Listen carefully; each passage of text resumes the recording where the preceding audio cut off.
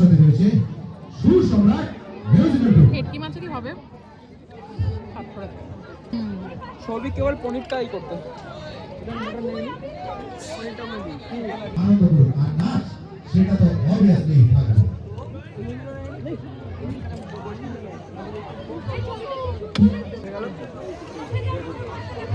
ভেজটা এখন খুব কম দেখা যায়।